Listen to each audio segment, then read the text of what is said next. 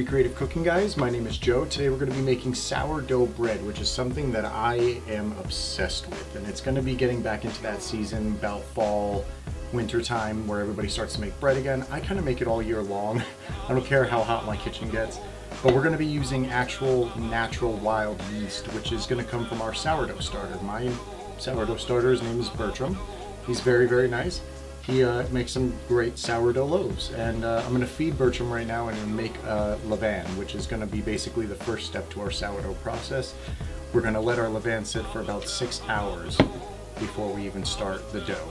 I know it sounds like a lot. It's a 2-day process. Don't be afraid. It's amazing in the end. Alright, and to make the levain, you're going to take 45 grams of your sourdough starter, 45 grams of our rye flour, and 45 grams of our bread flour. Into that mixture, you're going to put about 90 grams of water. So we're going to mix this up now, get it all incorporated,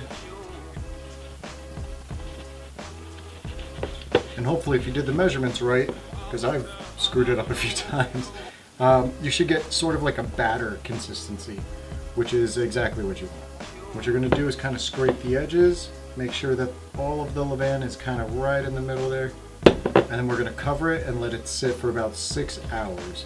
In the last half hour of that process, you're basically going to start the dough, which is 500 grams all-purpose flour, 275 grams bread flour, 175 grams wheat flour, 18 grams of salt, 660 grams of water, and the levain that you made.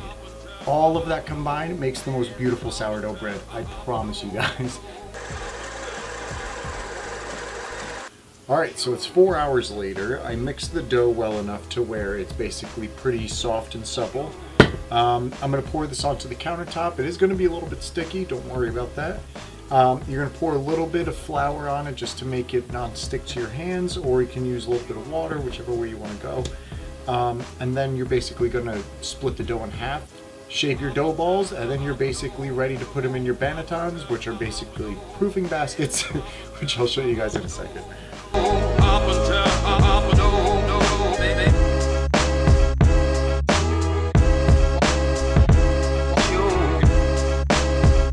So, now that it's on its back side, the non-floured side, we're going to take the bottom portion of it and kind of fold that up to the middle. Fold the two sides in, like so, somewhat. There we go. And then the bottom to the top, or the top to the bottom, whichever the opposite is. Now, you could have done that on a floured surface, which I should have, but I'll be fine. It'll be alright. But if you did that on a floured surface, good job. Which we do need kind of a non-floured work surface. If you did flour it, don't flour it generously. Flour it very light. And the reason being is because you're going to want it to stick to the table a little bit for this part. So you see I'm twisting around like this. What you're going to also do is use your pinkies and pull back, quarter turn, pull back, quarter turn. Eventually you can see the dough that I have right here is very, very soft on the top portion of it. It kind of builds like a little bit of a film, sort of. Get your bannetons. Putting this on the cutting board probably wasn't the best idea. Try to bring it back down here, shape it one more time. So we're gonna leave that one in there.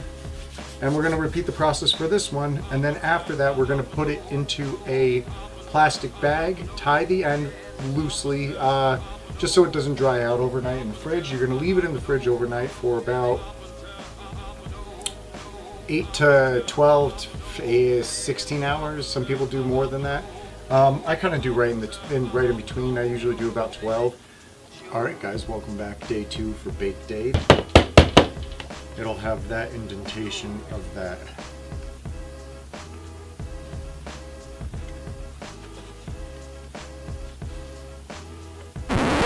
Alright guys, welcome back for day 2. This is Bake Day. I just took the dough out of the banneton here.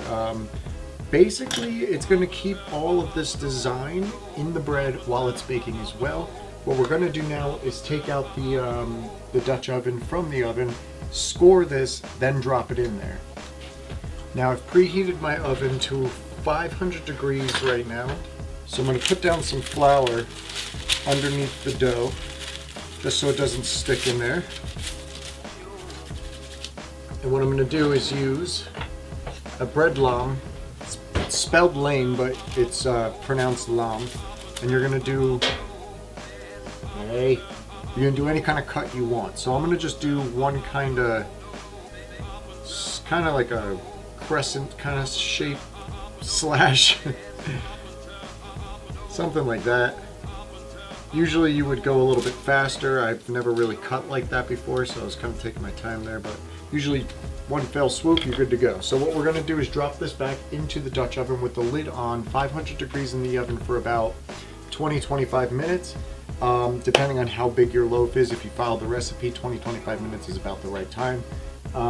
Then we're going to take off the lid, drop it down to about 450, 475. You can kind of test with your oven. Mine likes about 450, so 450 for another 20-25 minutes to get that nice crust on top. So let's do that.